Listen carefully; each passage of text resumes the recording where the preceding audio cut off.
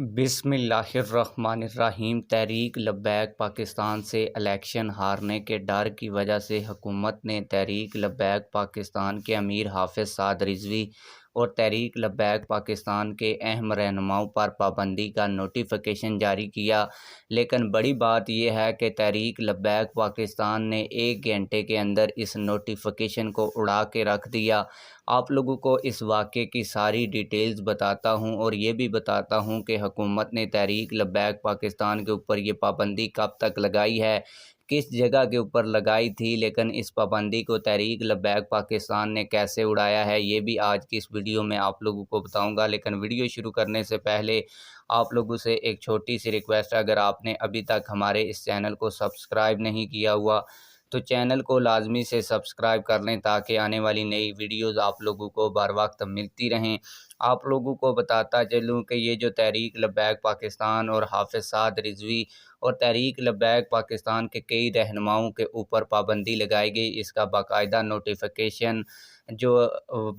Notification ہے وہ وزارت داخلہ کی جانب سے جاری کیا گیا۔ اگر میں آپ لوگوں کو اپنی زبان میں بتاؤں گا تو آپ لوگ کہیں گے کہ آپ جھوٹ بول رہے تھے، لیکن میں آپ لوگوں کو ایک اخبار کی تصویر بھی ویڈیو میں دکھاؤں گا۔ آپ لوگ اخبار کی تصویر دیکھ رہے ہیں اور اس میں لکھا ہوا ہے کہ 26 علماء کرام اور ذاکرین کے شیخو پورہ میں داخلے پر پابندی ہے۔ شیخو پورہ ضلع شیخو پورہ میں ماہ محرم الحرام اور ماہ سفر کے دوران مختلف مکاتب فکر کے 26 علماء کرام اور ذاکرین کے داخلے پر پابندی عائد کی گئی ہے۔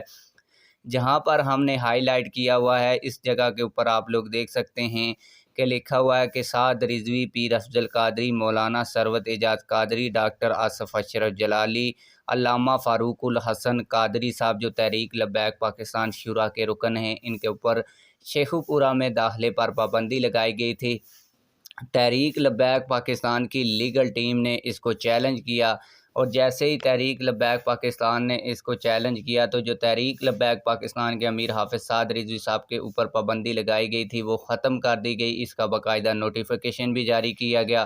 نوٹیفیکیشن ہم آپ لوگوں کو ویڈیو میں دکھا رہے ہیں۔ آپ لوگوں کو ویڈیو کے شروع میں نے یہاں تک کہا کہ الیکشن ہارنے کی ڈر کی وجہ سے سعد رضوی اور تحریک لبیک پاکستان کے اوپر پابندیاں لگائی جا رہی ہیں، تو آپ لوگوں کو بتاتا چلوں کہ شیخو پورہ کے اندر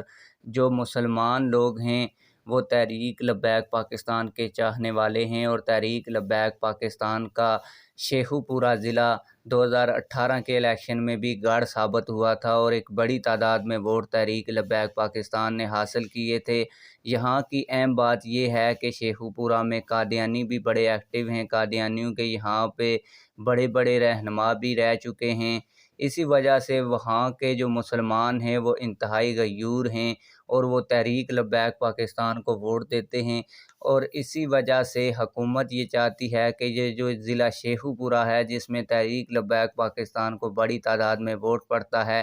اس میں تحریک لبیک پاکستان کے امیر حافظ سعد رضوی اور مختلف رہنماؤں کے اوپر پابندیاں لگائی جائیں تاکہ وہ الیکشن کے دنوں میں یہاں نہ آ سکیں اور وہ الیکشن کمپین نہ کر سکیں۔ آپ لوگ اس حوالے سے کیا کہتے ہیں کمنٹ سیکشن میں ہمیں اپنی رائے سے ضرور آگاہ کیجیے گا۔ ملتے ہیں کسی اور ویڈیو میں۔ اللہ حافظ۔